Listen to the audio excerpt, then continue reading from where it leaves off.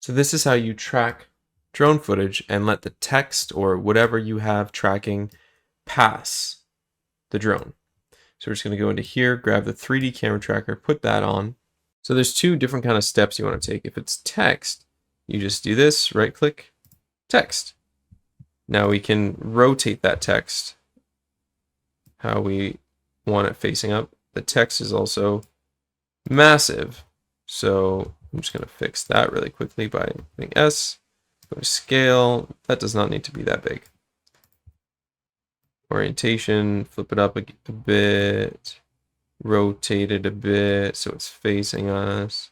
Ooh.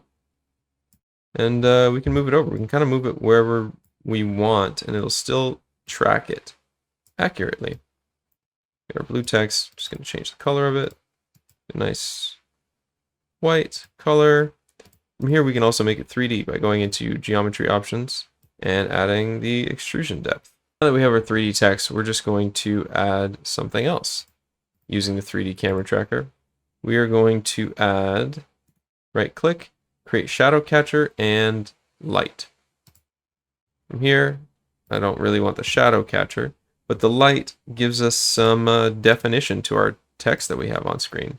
So I'll just change that a little bit, change the intensity, make it a little higher, make it a spotlight, why not?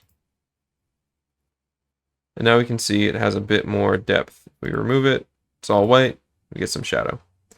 And if the more we add to the extrusion depth, we get even more. So that's just for text. We can see it moving along.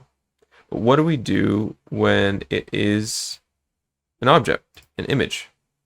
From there, what we need to do is go to 3D camera tracker, do the same thing that we did where we get our little target, create a solid instead. Now the solid is massive right now. That's okay.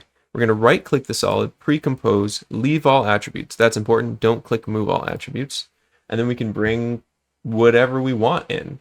I'm going to bring this little banner image I created. And now when we go back in, we have to make sure to click the eyeball so that we don't see the track solid anymore. It will be there. Now I need to rotate it upwards. Whoa, it's creating a massive shadow because it's insanely big. And we'll just rotate it until we can see it with the light that we've created. So once we do that, they are both tracked within After Effects.